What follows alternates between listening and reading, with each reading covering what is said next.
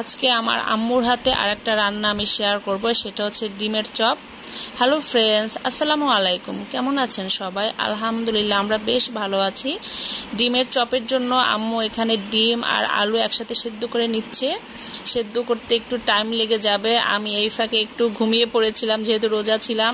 এর ভিতরে এসে দেখে আম্মুর আলুটা ম্যাশ করা হয়ে গিয়েছে এবং সব মশলাগুলো আম্মু দিয়ে দিয়েছে। আমার অনেক রাগ লেগেছিল। আমি চেয়েছিলাম রেসিপিটা সুন্দর করে আমি শেয়ার করব, কারণ হচ্ছে এই ডিমের চপটা আমার অত ভালো হয় না। আম্মুরটা এত মজা হয়, মানে রেস্টুরেন্টও ডিমের চপ একদম ফেল আম্মুর এই ডিমের চপের কাছে। আর তখন আম্মু একটু তাড়াহুড়োয় ছিল, কারণ অনেক আইটেম ছিল, যেহেতু আমরা গিয়েছি। তার নাতিদা মানে কি খাবে না খাবে, সে এইটা রান্না করে ওইটা রান্না করে, একটু তাড়াহুড়া করতেছিল, কারণ ইফতারের টাইমটাও কাছাকাছি চলে এসেছিল। এই যে আম্মু খুব সুন্দর করে আলুটা ম্যাশ করে নিয়েছে। এখানে দিয়েছে হচ্ছে পেঁয়াজ কুচি, কাঁচামরিচ কুচি এবং পেঁয়াজের বেরেস্তা, ময়দা, এগুলো দিয়ে ভালো করে ম্যাশ করে নিয়েছে। এখন ডিমটাকে কেটে অর্ধেক করে নিয়েছে। এখন আলুর পুরের ভিতরে ডিমটা সুন্দর করে দিয়ে দিবে।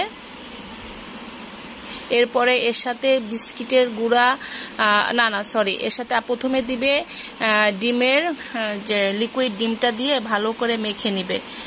তার সাথে আপনার বিস্কিটের গুঁড়াটা দিয়ে দিবে। এটা এত মজার একটা খাবার, আর সেদিন এত পারফেক্টলি হয়েছিল না, কিন্তু আমার একটু মনটা খারাপ হয়েছিল, কারণ আমি একদম একুরেট রেসিপিটা ওইভাবে শেয়ার করতে পারিনি। এই যে সুন্দর করে ডিমের গোলার ভিতরে আম্মু চুবিয়ে নিয়েছে। এখন আপনার সে বিস্কিটের গুঁড়ার সাথে ভালো করে আম্মু মেখে নিবে। আর ডিমের চপটা কিন্তু অনেক সেন্সিটিভ, সবসময় কিন্তু এভাবে পারফেক্টলি হয় না। এই যে আম্মু সবগুলো ডিমের চপ হয়ে গিয়েছে।